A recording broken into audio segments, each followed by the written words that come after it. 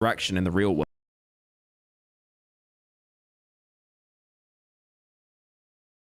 Investigate the bunker door after this dream. It'll still be locked though. You still need the key from the doctor.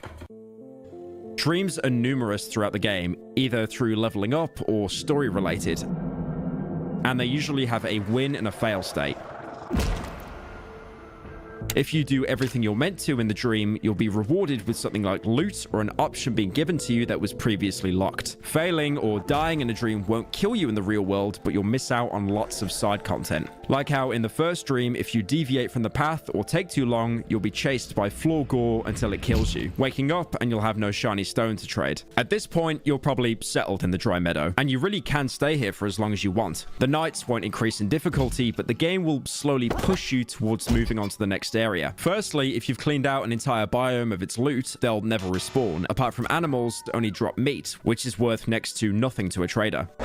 By staying in the dry meadows, you're actually starting to eat into your resources, whether that's boarding up windows, repairing weapons, or buying items from a trader to restock. So eventually you'll be forced to move on to get access to the next biome's loot pool. The only real regenerating resource is the 100 rep you get from a trader, but it's not really enough to work with. On top of that, the hideouts in advanced areas actually offer you more reputation with the trader for surviving them, meaning you'll get access to more of their stock before owing them something. The main reason why you might want to stay is to grind out cookable items to level up your skills. But like the trader's reputation, the oven actually scales depending on what area you're in. The next biome over, where the Wolfman wanted to meet you, has a hideout with an efficiency 4 times higher than the Dry Meadows oven. So eventually you'll want to get going to the next area, even though, like the trader said, all roads just lead deeper into the woods. Once you're ready to get going, you'll see 2 choke points on your map to get out of the dry meadow. The first, like I mentioned before, is blocked by an iron door, but trying the other one, you'll come across a huge thicket of dense trees. Moving past them, you'll come to a house infested with large bugs. If you're quick enough, you can kill some of them and loot their shells, which will be important later. There's also an infestation of worms in the house, a writhing fleshy mass that will hurt you once you touch it. You can tank the damage, but you also won't be able to sprint through them, and you should save as much health as you can. The only similar thing I can compare it to is in System Shock 2, another great game that I will do a video on at some point, I promise. You can go into one of the bathrooms and find this pile of worms. It literally is just a GIF, but standing on them will actually damage you. To get rid of the worms, you'll need fire. You can whack them with a torch, leave a trail of gasoline with a match, or throw a Molotov to burn them all. Past the worms is another iron door with a code, but next to it is a strange growth. Something is floating inside. The skin looks to be quite thin. Maybe I could puncture it or pierce it with something. The loot inside the growth is an embryo. There's only a few of these placed across the whole game in scripted locations, but they have a lot of uses. They can be sold to a trader, cooked in an oven for a huge chunk of XP, but most importantly, if you're playing on hard mode, where you have a finite number of lives, you can eat the embryo to give you an extra life, an extra try to survive the forest. Exploring the rest of the house, you're attacked in the dark by one of the first human enemies, wielding a huge stick. They're called savages. They can't be reasoned with and will keep attacking you until you put them down, not saying anything apart from the occasional grunt or shout. But by game ending one, you can loot its staff, which you can use to finish the shovel, if again you weren't able to catch any running away in the dry meadow. Inside a container next to the savage, you'll be able to find a note to the door. The code is 3333. It can't get any easier. Remember it.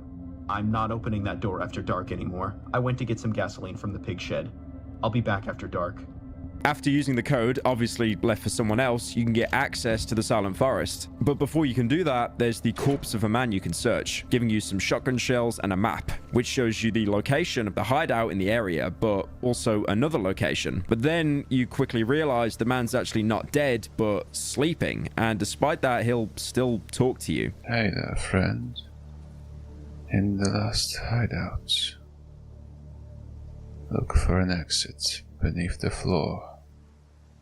For now, it sounds like nonsense, but it will make sense much later.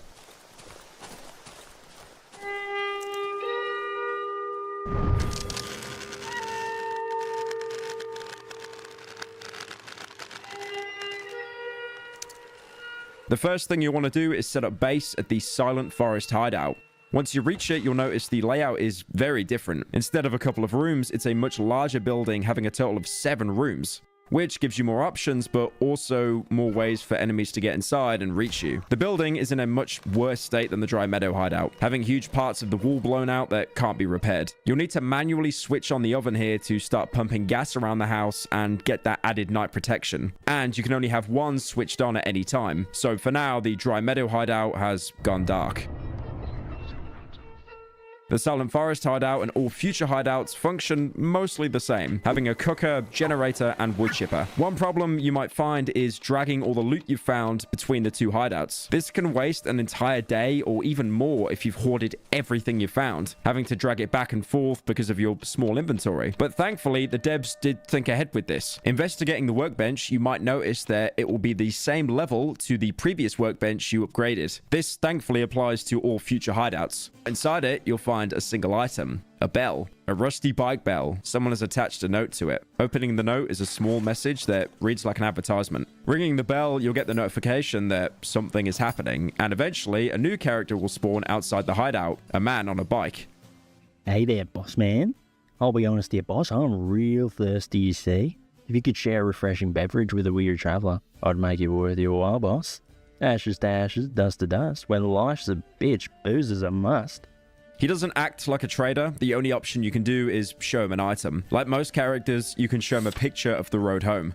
Beautiful road, Mr. Boss Man. Long and straight. You'll find only twisted paths in these parts, mister. The man waves his hands sloppily, almost losing his balance. Let me tell you something, mister. Good liquor straightens out all the bars. Every single one of them. The other item you can show him is a bottle of alcohol if you have any. Ah, good vintage. A bottle a day keeps the monsters away. To your help, boss. If you want, boss, I can bring you junk from the other hideout. This option trades the bottle of alcohol, and in return, he'll travel to any previous hideout and bring all the items you've stored in your workbench. If you choose not to, you can just shake your head and he takes the booze anyway. Have it your way, boss man. Thanks for the booze. If you can't leave the woods, drink up all the booze. You might want to kill him for this, but believe me, it is not worth it because he has no loot, and now you've lost the only way to quickly move your gear from each hideout. After he takes off and a couple of in-game hours pass, you'll have a package delivered in front of your workbench. So now you can board up any windows you need, set your traps, refuel your generator, and wood chipper. Basically, doing the exact same thing all over again. Hooray. You know what, to be fair, with every video essay I do, Vars's words just become more and more accurate. Did I ever tell you what the definition of insanity is? Insanity.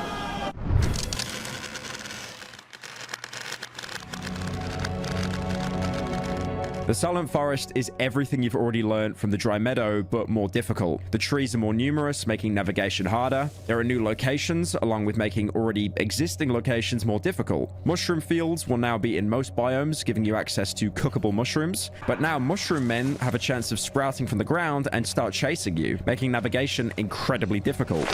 This is also the first biome where you'll start to see bug nests. There's only one, but in the middle is another coveted embryo to give you an extra life on hard mode. Corpses were dotted around the Dry Meadow, and they were a pretty reliable way to get loot with minimal risk. But now, going ahead, some of these corpses, as soon as you interact with them, will explode, poisoning you.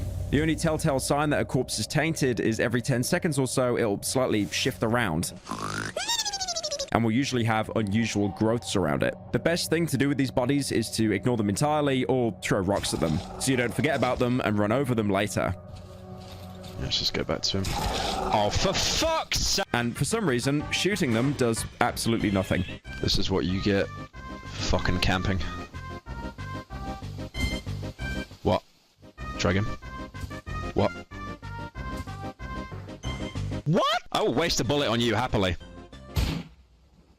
I give up, bro. This is where the enemies also become much more vicious. You're not you when you're hungry. The Rottweilers of the Dry Meadows have been mostly replaced with huge dogs, mutated by the plague, so now they have much more health and deal more damage. They attack in mostly the same way, and if you kill one, instead of dropping normal meat, they'll drop odd meat that you can cook. Further proof how the forest changes whatever stays there too long. The second are the savages. We've already experienced one attacking us in the gateway between biomes, but now they'll work in groups. They seem to be humans so affected by the forest that they've been reduced to a tribal nature, covering themselves in mud and twigs, resembling a Wendigo from the Great Plains folklore. No, not not Wendigoon. This isn't an iceberg video. First type will attack you with just his fists. Not too much of a problem because your melee weapon usually has more reach. But again, they'll always work in groups. The next is the same kind of savage that attacked us in the house. They have huge staffs that have insane range. They'll swap between a long slam of the staff, which leaves them open for attacks, but also a swinging motion like you with the shovel. They can also randomly follow up their swing with another swing, so you should never get too greedy with these guys and only get close when you know they're on cooldown. Also, these guys will always drop their stick on death, so while it was kind of rare to find one in the dry meadow, starting from the Silent Forest, you'll basically be drowning in them. The final savage will throw rocks at you. Pretend that was a rock. And even though this doesn't do a lot of damage, they'll purposely be placed at the back of a group to basically poke you from a distance and just be an overall nuisance. And unlike most stealth games where rocks are used to distract enemies while you sneak past, these are exclusively used to poke you from a distance. The rocks themselves don't do a lot of damage, but they'll usually do it to suppress you, as the stones can interrupt your charged attacks while their friends move in to deal the actual damage. They should be your priority because they have the least amount of health and usually die in 1 to 2 swings. All of this, combined with the low visibility during the night, they make a formidable pack that you'll need to prepare for, either by setting up traps or camping open windows, because it takes them the same time to vault through one. Like most wildlife in Darkwood, they act as a group, friendly to each other, but will be hostile to others and vice versa. So occasionally, you'll see them get into fights with dogs, usually losing, apart from this one clip I found of a single savage somehow downing an entire elk. That being said, they can still accidentally attack each other, like this one time they threw a rock at their mate. Of course. Oh, he hit his mate.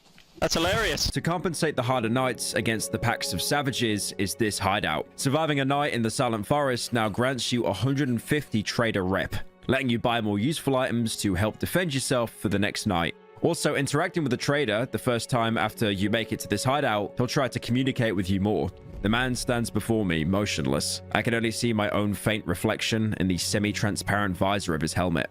Suddenly, he starts to move quicker, as if looking for something in his pockets. He takes out a piece of charcoal and starts writing on his palm. There's no way out of here, brother. He shows me what is written, then wipes it with his sleeve and continues scribbling. We're stuck with each other. After making sure I've read the second sentence, the man takes out a full tank of gasoline from his sack. He places it on the floor next to me.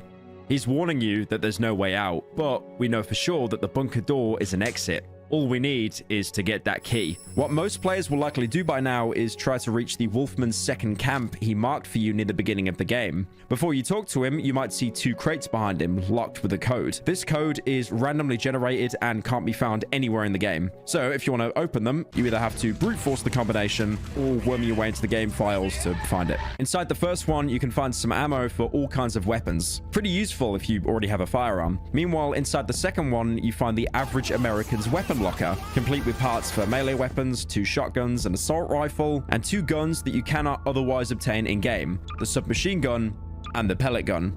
The submachine gun is pretty strong, having decent damage and rate of fire, being especially good at dispatching large numbers of low health enemies, but still holding its own against higher health targets. It uses light mags similar to the pistol, though here 1 light mag is worth 20 bullets instead of the measly 8. And the pellet gun is absolutely worthless. Really, I have nothing to say here. Just sell it back to the Wolfman immediately. I'm really not surprised it got turned into cut content. Apparently, these used to be in the game's early builds, but got replaced by the single-shot pistol.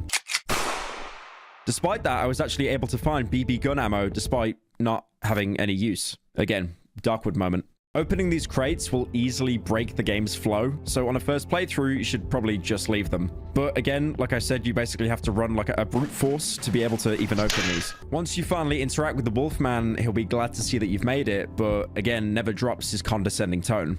I'll be damned. I barely believe my beautiful eyes. You made it! I need to admit, you're quite a resourceful piece of meat. The wolf smiles, revealing a row of sharp teeth. Time to get to the specifics. Follow the path located in the edge of the Silent Forest. You'll get to a village where you'll find a hag who reeks of chickens. Talk to her, maybe you'll learn something interesting. This will lead to the protagonist making a note of the conversation in his journal. But be on your guard, comrade. Don't let her deceive you with that kind face of hers. The selfish bitch is keeping something that does not belong to her behind the locked door in her house. Something I'm after. Bring me the key to that door and I will tell you where to find the thing you lost. Is it fair, comrade? A key for a key? Good. Now take off. Get to work. The wolf has asked me to bring him the key to the locked room in the house of the hag that reeks of chickens. In exchange for this favor, he will help me retrieve my key. A key for a key. Seems quite fair. I shall find the hag in the village in the edge of the Silent Forest. The Wolfman wants you to reach another part of the map, an area that isn't marked in the 3 regions. But before doing that, you might want to visit the other location that was on the sleeping man's body. Heading to the area, you'll see it's a scrapyard that's been converted into a home for someone. This place looks like a scrap metal warehouse. The walls are covered with fungus and spider webs. It's very stuffy in here. I smell rosin. Rosin is a type of resin obtained from pines. It's used as varnishing, sealing waxes, and glues. So whoever's been here has been working on putting something together. Inside one of the containers, you can find a postcard with the portrait of a man with the caption, 1961, the sky is dark and the earth is blue. The man in the photo is the real-life Soviet pilot and cosmonaut Yuri Gagarin. 1961 is the date where he performed his first piloted space flight. He was the first man to go into space and died with his co-pilot Vladimir Sirogin. This was during routine training where the aircraft ran out of fuel and crashed. You'll also notice whoever lived here was frequently experimenting with metal parts. There's a tractor inside one of the warehouses, which is usually a good source of loot, but it's been mostly stripped clean. This was once a tractor, now it's a hollow, rusty body. All of its useful mechanical parts have been scavenged. Thankfully, they had no interest in the gasoline in the tractor, which you can loot and smell nearby. A heavy smell of gasoline fills the air.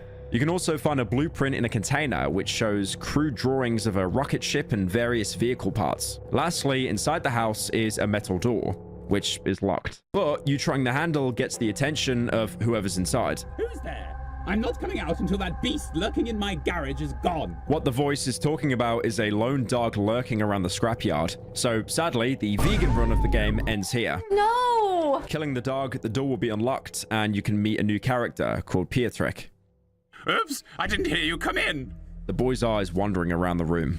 I found this wiggly metal thing yesterday. It was laying there in the grass. I don't like grass. It's so slippery and it tickles your feet. Rather than grass, I would prefer these metal wigglies, yes.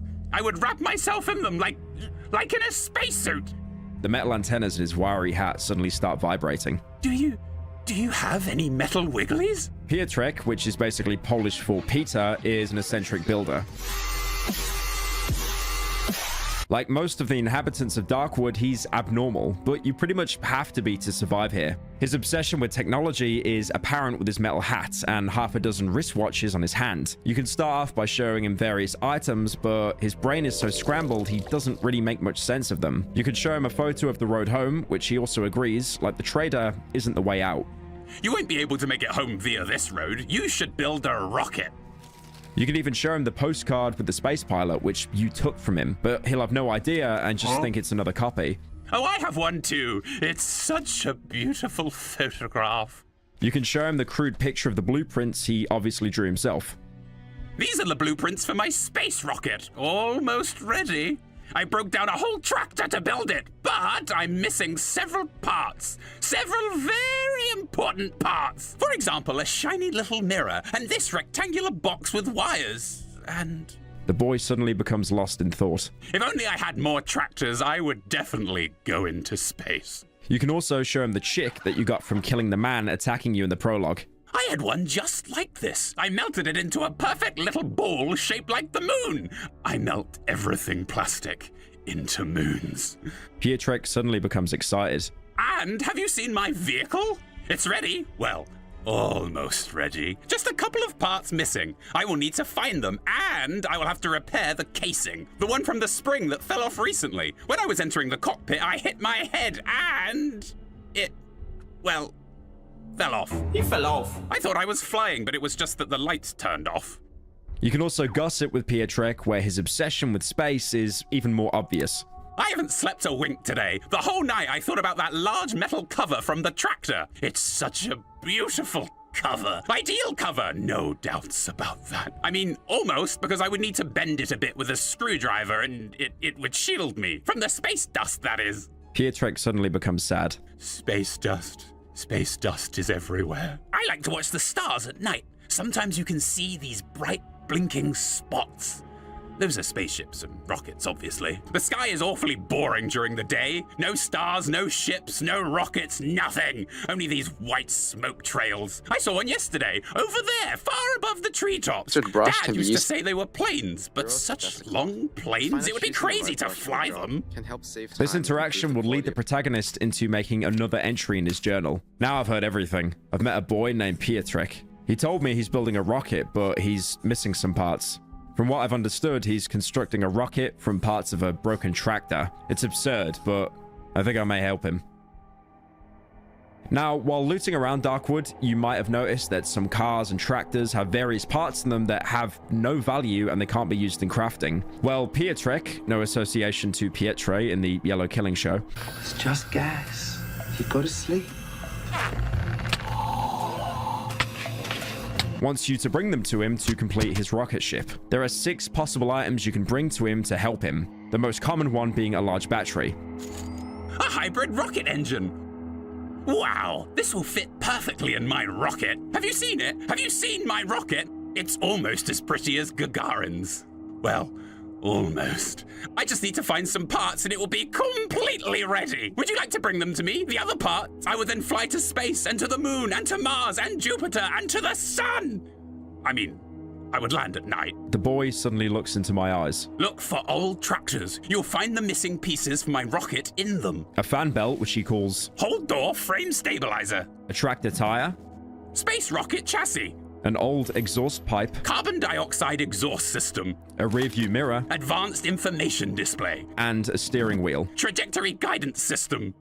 Each of these are useless items, but when you give them to him, you'll actually get 100 rep, which is an amazing way to get access to his inventory for basically no cost. He doesn't have any different stock to the trader and the Wolfman apart from a map of the old woods, which he will mark 2 locations in the final biome of the map, which can be really useful later on as it tells you exactly where the hideout is along with another key location. After bringing him 4 of these 6 items, he'll tell you that he has enough to build his rocket ship. Yay! Finally, I have everything I need. Go on your way now. Go now, please. I need to install these parts in my beautiful rocket. And then, whee! Off I go! I will wave to you when I'm on my way to where no man has been before. After which he'll give you 2 weapon parts, which are incredibly valuable. But more importantly, the welder, which so far is the only way to upgrade your workbench to the next tier. After which you'll need pliers, which you can't find until much later. So you're essentially locked onto this tier for the foreseeable future. It's not all bad though. Level 5 of the workbench gives you access to 3 new items. Firstly, the light armor. Despite it being called light armor, it's some of the only protection you'll find across the whole game. It can't be found or bought, but now it can be crafted with common rags and bug shells, which is why I said earlier it's important to kill any bugs that you see. Work at home in your community. Honestly, overall though, it's not that great. It reduces any damage you take by around 20%, which is pretty negligible, and it'll also break after around 6 to 7 hits, and it can't be repaired. Also, worst of all, you actually have to have it equipped in your hotbar to be of any use, which could mean swapping out something much more important like a healing item or light source.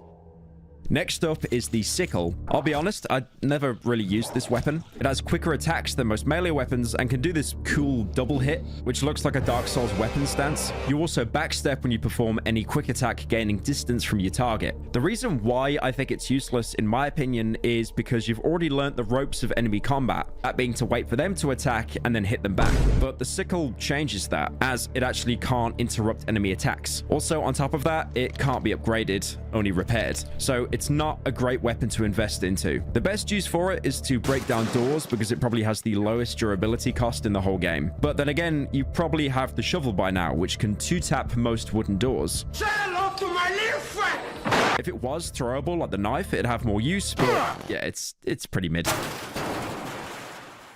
The last weapon on this tree is the most important. The single-shot shotgun. Like the pistol, it is incredibly expensive to make, with more precious weapon parts and a long barrel. But if you've been watching this video like a guide, you probably have both of those by now. The weapon parts from Pietrek and the long barrel from the bunker tunnels. Add some duct tape and now you have a reliable shotgun you can take with you for the rest of the game. and, like the pistol, will never break. Like the name implies, you can only fire it once before having to reload, but the reliability of the gun is absolutely worth it. Being able to one-tap most enemies up close. Dude, you're not even coming close to me here. The only problem is now finding a reliable amount of shotgun ammo, with traders usually only sparing a single shell each day. You can find it as loot, but again, like a lot of things, it's incredibly rare, usually inside homes or locked crates. Definitely save all the ammo you can going forward, because the game will only get harder from here. Now, this sounds like a great way to end Pietrzek's story. You gave the delusional Polish man a bunch of random tractor parts, and now he thinks he's going into space. Well, there is another outcome to this quest. If you talk to Pietrzek and then shown any of the items to the Wolfman, he has another idea. You've gathered some junk to show me. You excel yourself, Meat. You're not telling me you're gathering junk for that nutcase. What's his name? Pufter Pietrzek? Oh, Meat. You must have a lot of free time on your hands if you're keeping yourself occupied with such nonsense. The wolf suddenly stops, remains silent for a moment, and his eyes open up in a split second, and he continues. Hold on a second. I have this abso-fucking-lutely brilliant idea. Give me that piece of junk for a moment. Here, you're given the option to agree to give him it or reject him. If you shake your head, you'll back out the dialogue, and you'll still be able to help Pietrzek. But Meat, there's no one better at tinkering with junk like that in the whole wide woods. I just wanted to take a peek before you deliver it to Pufter. But if you nod your head, the quest will be permanently changed. The wolf turns his back to me and starts tinkering with the part from Pietrzek. After a moment, he hands it back to me. Now it'll work like it should. Thanks to my DIY abilities, I managed to increase the kick on this baby by 200%. Want us to help his neighbor, right? Meat? Run to Pufter and give it to him. Just don't forget to wave him goodbye before his flight. You can then give Pietrzek the rigged vehicle part, to which he'll be thankful for not noticing it's been tampered with. The quest will play out the same with him leaving, but will have a very different conclusion when you next see him. I know it's easy to compare everything to Dark Souls. I'm pretty sure I do it 5 times a video, but quests here really do function in a similar way. It's not always apparent that there are different outcomes to finding a solution, and the most part, all you can do is say yes or no to conversations. And sometimes the results aren't actually what you're expecting, either being given a huge reward or nothing at all. Nothing at all! Most importantly, pretty much any single action you do will autosave the game, so there's no way to save scum. If you've made a choice, you regret it because there's only one save file for each playthrough. We'll come back to Pietrzek and his rocket later, because for now, he's been removed from the story.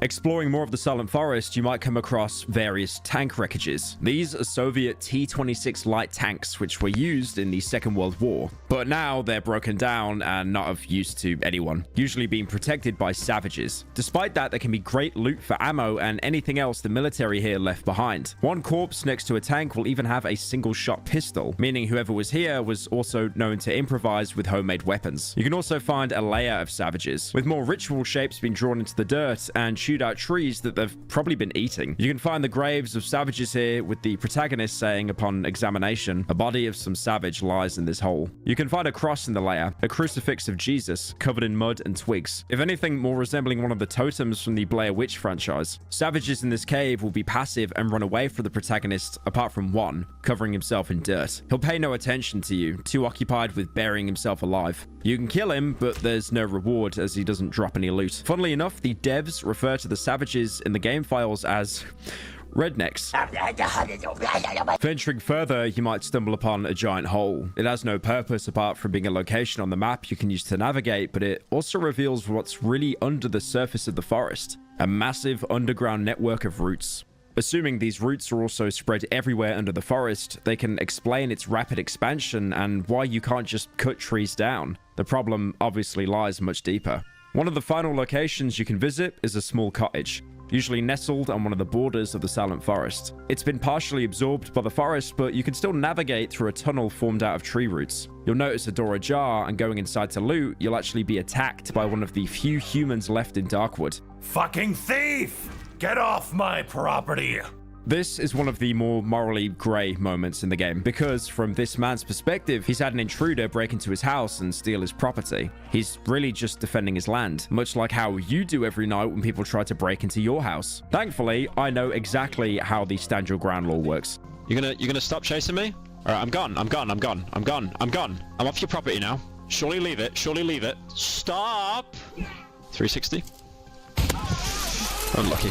If you loot the rest of his house, you'll find a key on a corpse, which you can use to unlock a crate back at your hideout, giving you access to some decent loot. Going back onto the Wolfman's advice and going into the village, you'll find the entrance at one of the borders of the Silent Forest, where the grass is slowly replaced with a concrete road, almost resembling the photo of the road home. Trees have been knocked down, and upon examining one of the last few standing, you can see a gutted pig tied to the tree. The village has a few different features to the rest of the game. There's no map to navigate, and time freeze is in effect until you go back to the Silent Forest, so you're free to explore here with no worries about the night calling. The first thing that will probably grab your attention is a shrine at the entrance to the village. Investigating it, you'll see a shiny stone has been pressed into the mud-covered head. This was originally a statue of Saint Mary, Mother of Jesus, but it's been covered in mud and twigs, much like what the tribals have done to themselves. You have the option to leave it or to carefully remove the stone, giving you another shiny stone for trading. If you head to the right, you'll come to a heavily barricaded house with a door that's locked on the other side. It's impossible to enter without removing whatever's blocking the entrance from the inside, so you'll have to leave it for now. Going left, you'll see a crop field, and going inside, you can see for the first time someone who isn't a trader who's not actually aggressive to the player. Despite that, they're still pretty standoffish. Who are you?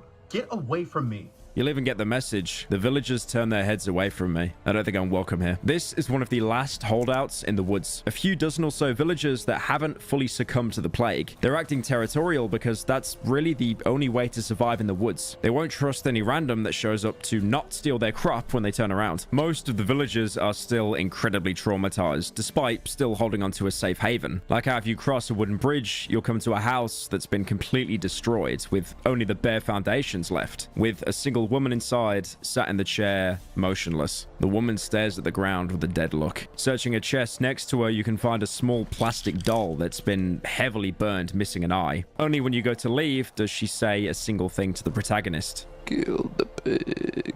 Meanwhile, other people in the village seem to be thriving, probably because they've disconnected entirely just to cope. Like this woman repeatedly washing her clothes in the dirty river. Our woods are so beautiful this time of year. You'll see more desperate villagers banging on the door of people's homes, demanding food because there isn't much left. Where's my meat? I should get 2 kilos of meat for this month.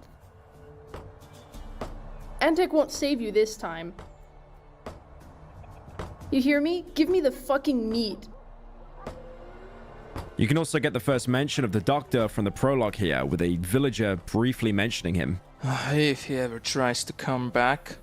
Fucking quack doctor. Searching the bonfire, you'll find a burned doctor's bag. So it's apparent that he was a doctor from this village before cutting loose and isolating himself deeper in the woods. You can go inside the house where the woman was demanding her ration of meat, but only the lobby is open with the main part of the house locked. This seems to be the mayor's house of the village. What now?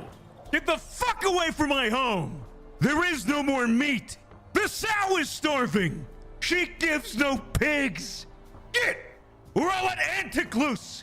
There's a visible basement opening, and even though it's locked, you can hear what's most likely Antec down in the basement.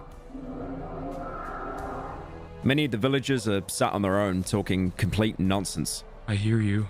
I see you between the trees. More south of the village, there's a huge silo that's locked. You can pick the lock or smash down the door with your beloved shovel to see coal and ash. And there's even some brick ovens used to bake bread. After breaking down another door, there's a room full of a dozen or so human bodies. Almost like the bread ovens have been doubled up as a crematorium. Even more worrying, breaking down a door connected to the bodies will get you into someone's house. This man doesn't push you away like the other villagers and doesn't even mind that you've broken into his home. The house is clean and well organized, a first for any interior in this game. Who the hell are you? And then when you go to take any of his property, he responds with, help yourself, whatever you fancy. But don't tell anyone about it. Inside his cupboards are unique items, jars filled with an unknown minced meat and a singular bone. Going to a wardrobe and picking the lock, you can find some normal loot, but also another story item. a meat grinder. If I chop you up in a meat grinder... There's a theory that this villager, especially with how he wants to maintain his secrecy with you, has probably turned to cannibalism, using recently deceased bodies and cooking them in the bread oven to use as food, as the village is currently going through a famine. Although this might not be true, because the bone you find in the cupboard is also the same bone you can find on a cow's carcass as the doctor in the prologue. But it's still horrifying to think of the possibility that these people have had to turn to cannibalism just to survive in the forest. You can even consume the jar of meat if you want to, which gives you a huge health regen boost. But would you really want to take that chance of potentially throwing away what's left of your humanity? You know, after you gun down the guy that was just simply protecting his home 5 minutes ago? A lot of the village homes are boarded up, blocked with wardrobes and various furniture. But if you push past, you can get inside to loot them. But inside, you'll see incredibly sick villagers, sounding more like the monsters that you'd hear in the forest at night, while others mumbling about trees. Trees humming beautifully. One of them curled up in the corner shaking, seemingly with an open top on his head. Nearby is a note left by the doctor. Solution for removing intestinal parasites. Pour the petroleum over the nuts. Add propolis. Put away for a couple of days. Drink 1 tablespoonful per day. You can tell it's a note from him because apart from the instructions, this is the exact same notepad you picked up as the doctor in the prologue. Obviously, it's done this person no good. The doctor, and probably no one here, actually understands how the plague works, why it only targets specific people or progresses faster in some people than others. Another person can be found bedbound inside their home. He said it needs to be done. It will help, he said. I don't understand. Next to them is another useless instruction from the doctor. Burn a mix of herbs in the oven. Lovage, chamomile, nettle. Keep the patient warm. Twice a day, 1 tablespoon of sauerkraut juice by the mouth. Now, it's pretty obvious the doctor had no idea how to treat the plague, so he came up with random remedies, hoping to either distract the villagers, put them into such a comatose state that they didn't even know they were dying, or just complete placebo effects. It's really obvious he was only doing this to delay the village turning against him for not finding a cure. In the back of the same house, you can find a charred corpse bound to a chain in the back room. Maybe one of the villagers took the instructions of staying warm too literally. They could have also been burning herbs in the oven and accidentally cooked themselves alive. Originally, I tried to not attack any of the villagers because I thought, like any other open world game, they would all turn hostile on me and I'd be beaten to death, or it would lock me out of a huge chunk of the game. But for the most part, any villager that you bludgeon or gun down, the rest really don't seem to care. Probably because they just see it as one less mouth to feed. The final house you can explore is home to a dozen or so chickens, and also home to the chicken lady, the only NPC in the entire village that you can actually properly converse with. The old lady squints at me, her eyes full of suspicion. She hugs her chickens possessively. Better keep them hands off me, hens,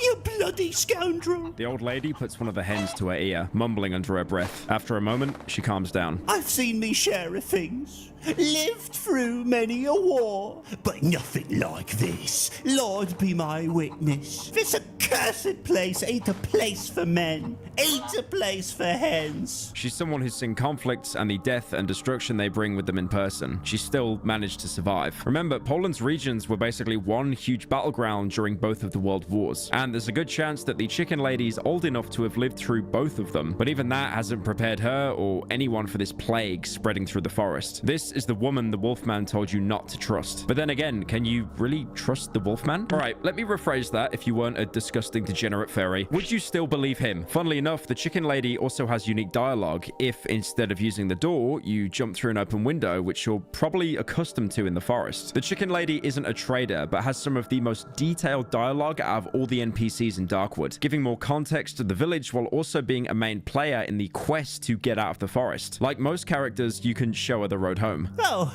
I remember this place, I do. It's been 6 years since I've been there last. This road used to lead to the other village. You could also take it to get to the city, not that far from here. You won't get there now. These devilish trees have overgrown everything. This is the most descriptive response we've had for the photo yet. But even she says that the road is overgrown and it's of no use to anyone. So that also means the trader was right with all the roads leading deeper into the woods. Another really important item you can show her is the plastic chick you picked up in the prologue, which she has a very unique reaction to. Hell's bells! Where did you get it? Where did you find it? The old lady seems disturbed. The hens fall silent.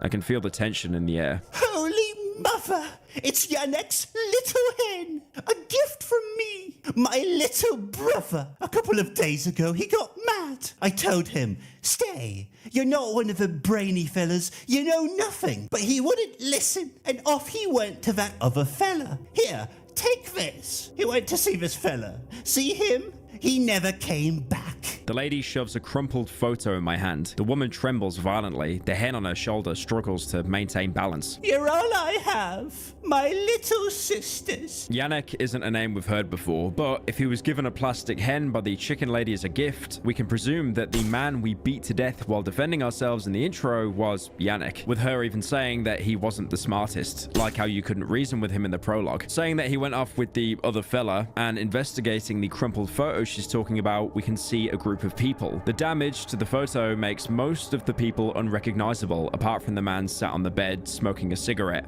The doctor. The old lady who lives with chickens told me the plastic chick belongs to her brother, who went missing a few days ago. She gave me a photo of the person she saw him last with.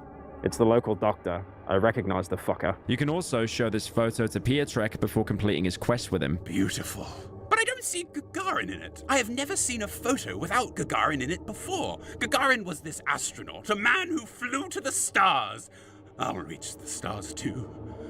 One day. Gagarin, the astronaut I mentioned earlier, he was obsessed over. It's of little help, but showing it's the Wolfman, he recognizes him instantly. Well, well. I know this quack. A non-entity, a third-rate witch doctor. Useless fucking clunker. But he still managed to screw you over with that key, eh, comrade? This at least proves the Wolfman isn't lying about knowing you've lost your key, and knows who's taken it. For a doctor who's failed his entire village, though, it's not like anyone on the outside managed to create a cure for the Darkwood Plague either. So it's more like he was put into an unwinnable situation rather than failing on his own ability. He's still incredibly resourceful. I think it's genius how the game briefly gives you control of the character you're unknowingly going to be chasing for most of the game. Apart from the items, you can also gossip with the chicken lady. Poor Hanuska has lost her mind. Her fella knocked her up with this abomination. Even the mongrels tucked their tails and yelped when they saw it, I tell you. They burned her fella with a shack and took the horror somewhere. Everyone got the jitters. Little wonder. The old lady smiles kindly,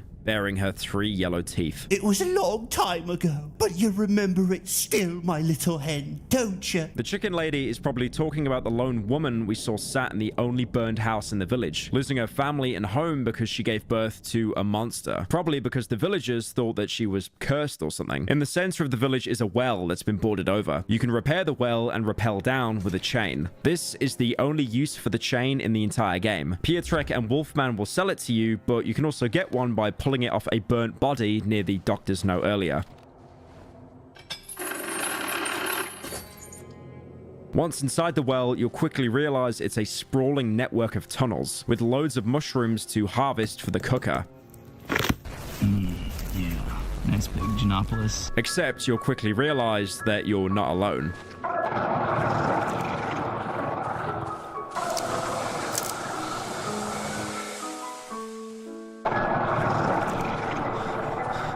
There's something else down here.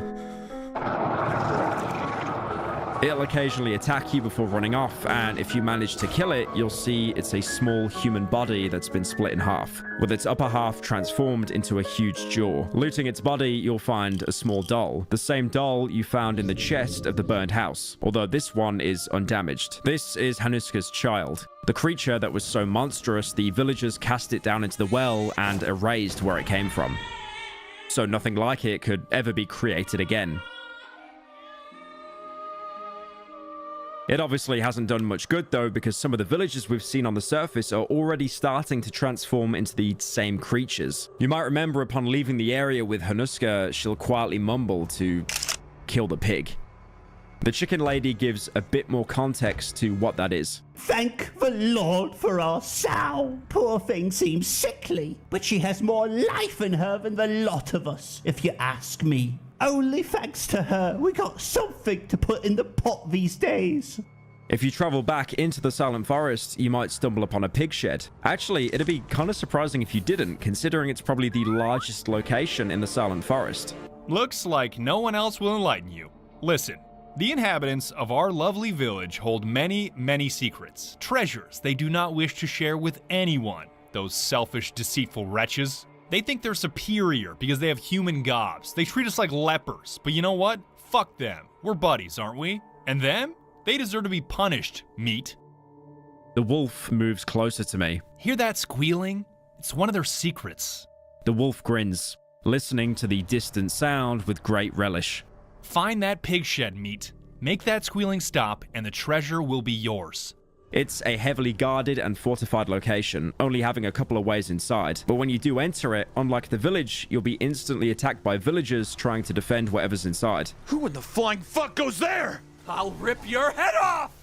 Again, the villagers obviously don't trust you, but earlier in the village, you couldn't really do much harm to them, apart from straight up murdering them all, obviously.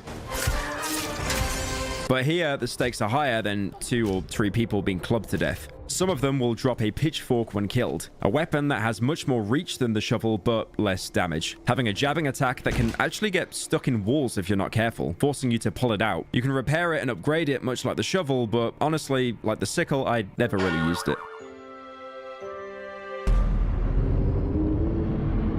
Going deeper into the barn, you'll see a dozen pigs, obviously the main food source for the villagers, hence why they were so aggressive when an outsider came near. Real food is scarce in the woods. Most animals and plants have been mutated beyond all recognition. Inside, you can find a Polish communist flyer showing a woman taking care of some pigs. Yummy, yummy slap.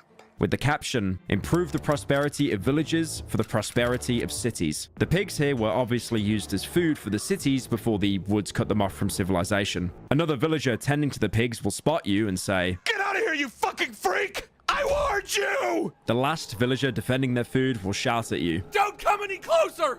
After dealing with them, you can find what the villagers are protecting. A gigantic pig called the Sow.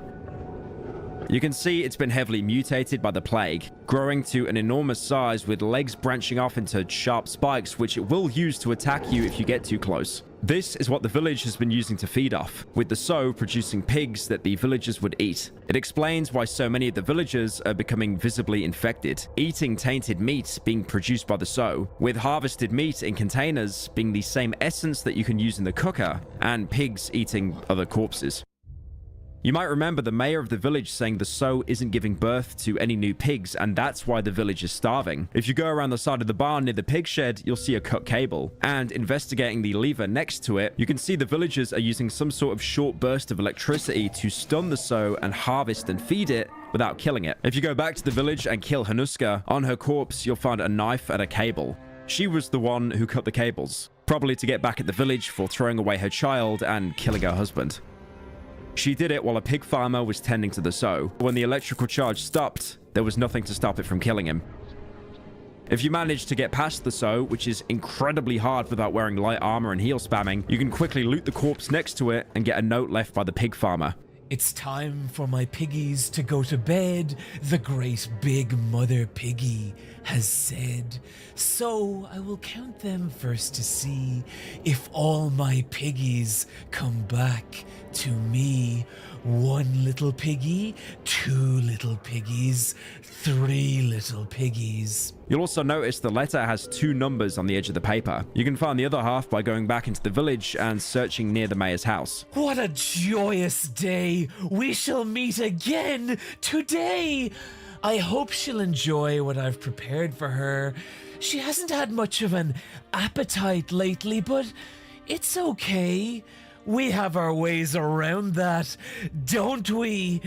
She must eat rich meals. I've dug out something delicious for her today. My queen, only I can be close to her.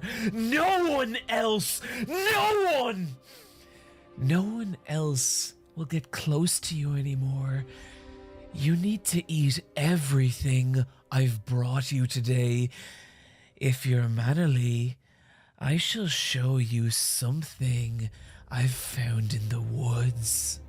This letter hints that the pig farmer has been digging up human bodies of dead villagers to feed the Sow, which might be the reason why the meat it produces is tainted, as most of the corpses in the forest end up infected even if they died from, natural causes. Why'd you give me this fucking thing? I thought this was airsoft. It might also hint that the farmer himself was going insane, calling a mutated pig his queen. Similarly, how Discord admins call men their kittens. Hug you while rubbing you against my huge, sweaty moves. With the complete code, you can now use it to open a crate in the barn, which will give you a picture of the farmer before his demise with the sow. But if you killed Hanuska or bought a cable from Pietrek, you can repair the cable to the village. You won't get a reward for it, but the chicken lady will comment on it. People say some fella fixed that machine in our piggery, changed them cables or some such. Maybe he's the same fella that cut it. His conscience surely got to him. It won't bring our sow's guardian to life.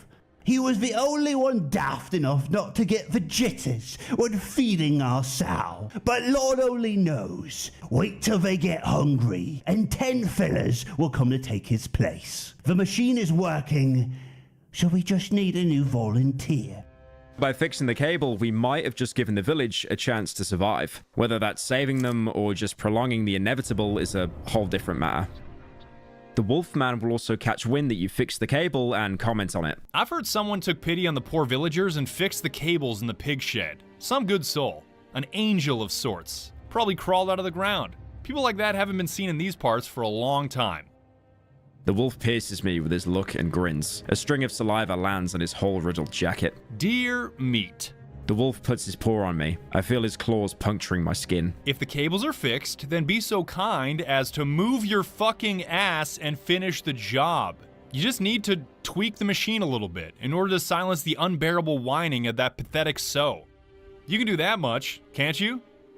Going back to the fuse box after fixing the wiring, the description has changed. Various cables protrude from the contraption. Some of them run through the door to the outside. There is a lever and a red button on the panel. The motion range of the lever is limited by a provisionally attached plate. A note is glued to the casing. Reading the note, it gives instructions to any villagers in the area. Set the voltage using the level.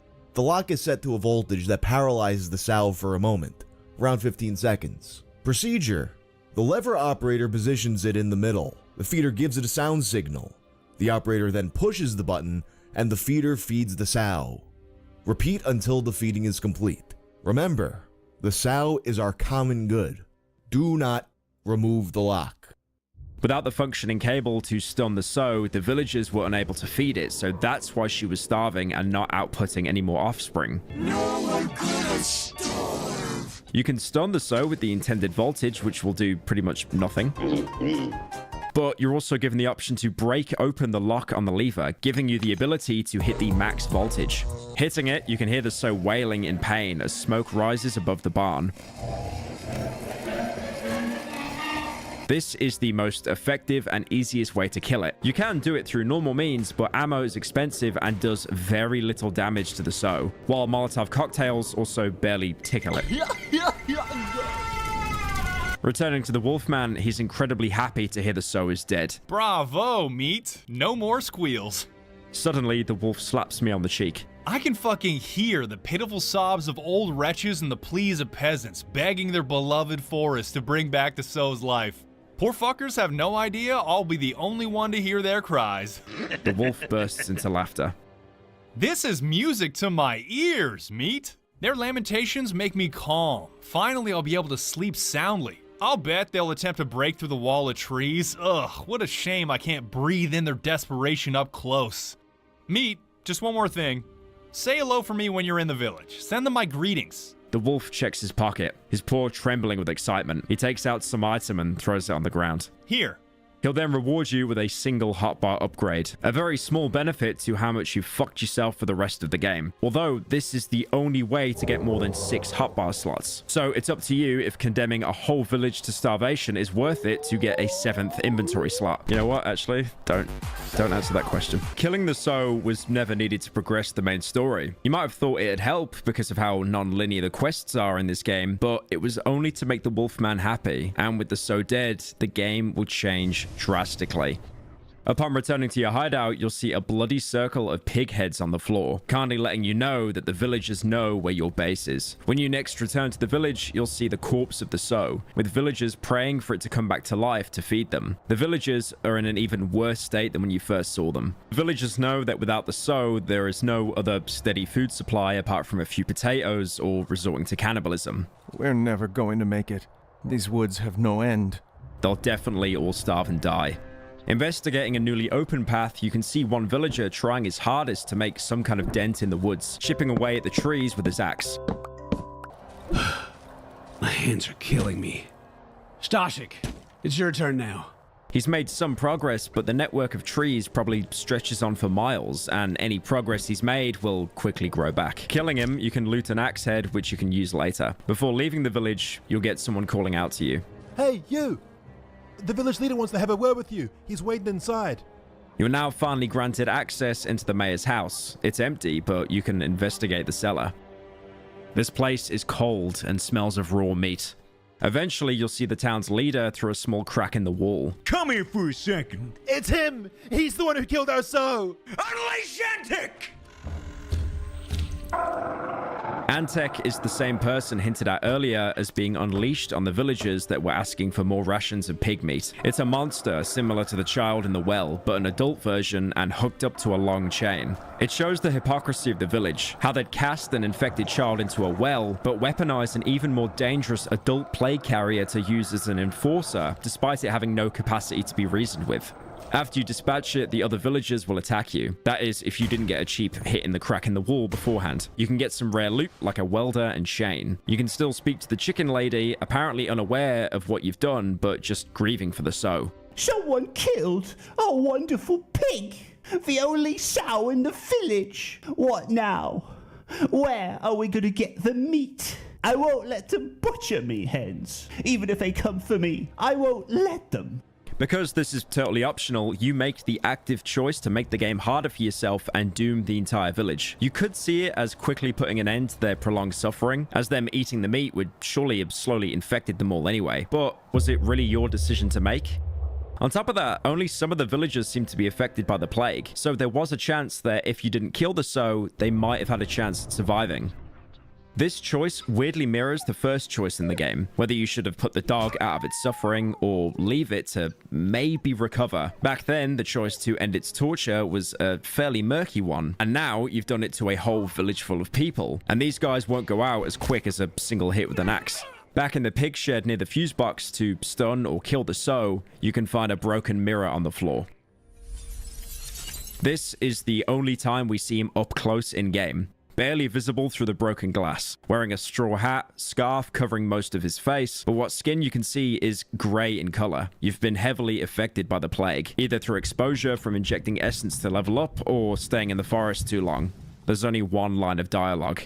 You are one ugly bastard. I guess you got what you deserved. This line lines up with how earlier on the Wolfman called you repulsive and how the villagers look away at you, calling you a freak when they see you. The animation shows the protagonist clutching his hands, disgusted with his appearance. There aren't any more lines of dialogue. At least the musician had the idea to cover up his face so no one could see it. Oh, wait, no, I haven't talked about him yet. Pretend you didn't hear that. I don't know why, but this interaction reminded me, if anything, of Disco Elysium. In that game, there's a mirror in the starting area, which lets you look at yourself and actually gives your character a portrait to replace the blank slate you start off with. You can even change your expression if you pass a very difficult skill check. It's too late. Like an image on film. Just like in Darkwood, this mirror causes self-reflection in the protagonist, although that entire game is about realizing who you are, so it isn't really surprising. But let's rewind a bit and say you didn't kill the sow yet or even talk to the chicken lady, because again, there is so much more side content in this game which can be incredibly easy to miss if you're only focusing on the main story. If you've been scavenging the Silent Forest for supplies, you might have got enough essence to level up your skill tree again. The next tier will give you access to a range of new perks.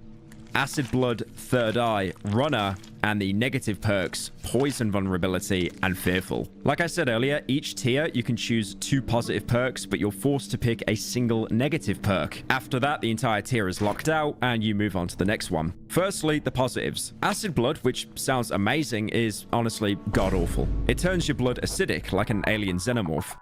So whenever you take damage, you'll drop a small pool of blood that'll actually damage enemies that touch it. Now, enemies do take some damage, but it is incredibly small. And also, the acid pool will vanish after a couple of seconds. It never stun locks enemies either, and with blocking not being a feature in Darkwood, it's pretty hard to hold enemies in place to get them to sustain enough damage for it to be worthwhile. Also, keep in mind you'll have to take damage to spill any blood in the first place. So if an enemy's that close, any acid blood will be pointless because they'll probably already be getting another hit in and finish you off before the blood can do some real damage. Next up is Third Eye, an active ability that for 60 seconds you'll be able to see everything around you, removing the narrow vision cone that you're used to. This reveals everything, both loot and enemies sneaking up on you. If not for the limited time of 60 seconds, this would be completely game-breaking. It's amazing how easy Darkwood is when you actually have the hindsight of being able to see everything around you. Usually when you take damage, your character will get knocked around, in turn messing up your vision. And if you try to run away, you'll only have the audio cues of where the enemy is, unless you want to risk some of your momentum to get a proper look. Third Eye removes all of that and is a great way to survive parts of the night where you'll have to camp multiple corners, but don't want to keep switching between them. Runner is the final positive perk, another active one giving you unlimited sprint for 20 seconds. It sounds like a short time, and it really is, but it can get you out of really bad situations, like making it back to the hideout before nightfall or cutting loose from an enemy that you just can't beat and you've wasted all your stamina trying to kill. Anytime you open up the menu to use an active skill, the game will also slow down, giving you the time to activate the skill and get out without getting stun locked mid-menu. So those are the good ones. Now for the bad ones. Poison vulnerability is pretty bad, which means it's good because it's bad because it's a negative perk, I think. It'll change the protagonist's body so he'll be more susceptible to any poison damage. So what would have been an inconvenience stepping on a mushroom could now end up killing you. Okay, I'm losing health very quickly. No, it was a bit! Please don't die, for fuck's sake! And it will make the rest of the game harder because as you progress to new areas, these mushrooms only become more numerous. Thankfully, like I said earlier, you can make antidotes or take pills to counteract that. Fearful is somehow even worse. It'll make the protagonist more anxious. Whenever you take damage, your cone of vision will become incredibly narrow for a few seconds, which can be a complete run killer, especially if you're trying to keep tabs on multiple enemies. You can counteract this with Third Eye, but that can only be used once a day, while Fearful will kick in whenever you take damage. Injecting enough essence, you'll probably pass out and have another dream. This one's very different, as you're somewhere far, far away from the forest.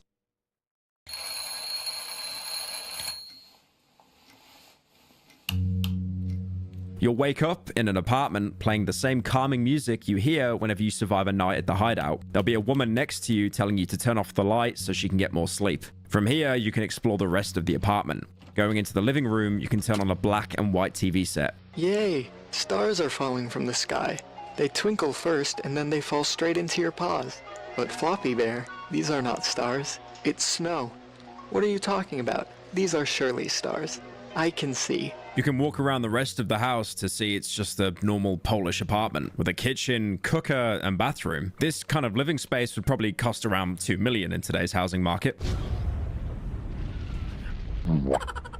You can search the cupboards for normal household items you can never find in-game, like detergent, spray cans, scissors, and even fresh pears.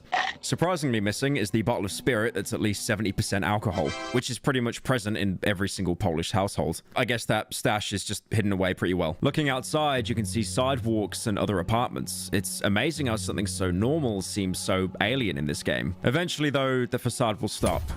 The music ends and all the lights in the apartment go out with a knocking on the door. When you go to answer, you'll see the man who's knocking is you, the protagonist, before waking up again in the hideout. There's also a secret ending to this dream.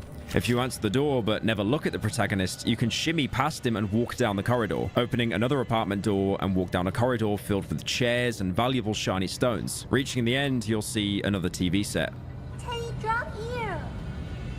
You shouldn't be here. The dream will end and you'll wake up again in the hideout. Teddy Drop Ear was a Polish stop-motion children's animated show, which ran from 1975 to 1987. And as we know from examining various magazines in the real world, the current year is 1987. By now, you might feel ready enough to explore the rest of the map and head towards the third and final area, the Old Woods. You can access the Old Woods as soon as you reach the Silent Forest. There's no quest or items you need to get to the next area. The devs knew you'd try this, so placed its most common enemy on the bridge waiting for you.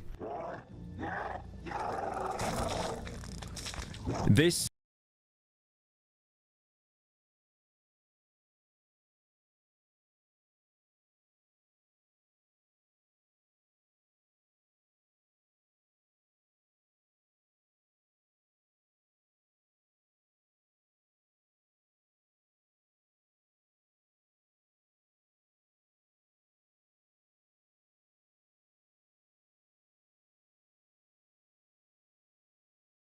is the Chomper. You've seen them before, either chasing you in the underground, the wedding, or in the well. But the Silent Woods are the Chomper's hunting grounds. Unlike most other enemies, they won't wait for you to leave, but will instead attack you on sight. They're humans that have been infected with the plague so severely, their entire upper torso has been transformed into a giant jaw filled with teeth. An obvious reference to the 1982 film, The Thing. It actually came out a couple of years before the game is set. That film featured a scene where one of the characters' heads split in half to form a jaw, similar to what you see here. Some of them will start out sleeping, waking up if you get too close, but the majority of them will be roaming around this biome. They have nearly as much health as you do, and their rapid attacks can easily kill any player. The main reason they're so terrifying is because they still show some level of intelligence, being the only enemy so far to dodge away from your attacks the same way you do. So baiting them into attacking and hitting them like you deal damage to pretty much every other monster in the woods might not work here. You can always rely on guns, but again, these are rare and ammo is expensive. If you kill one with a melee weapon, instead of dying, it'll split in half with its torso dragging itself towards you. They drop odd meat when killed, which you can use again in the cooker, but resource-wise, it's usually best to avoid them entirely. Thankfully though, because they're carnivores, you can actually bait them with meat to distract them. If you really want to go into the Old Woods, the first priority should be to get to the biome's first hideout and set up a base there. This location is even larger than the Silent Forest hideout and is vastly different from any previous ones. Instead of being a cottage or a large house, this is a sprawling complex and is the most difficult place to survive out of all three regions. This is probably where the majority of the military was organized before being separated. You can even find a letter of desertion in one of the drawers inside. You can also find a gentleman's magazine, again with the current year's issue.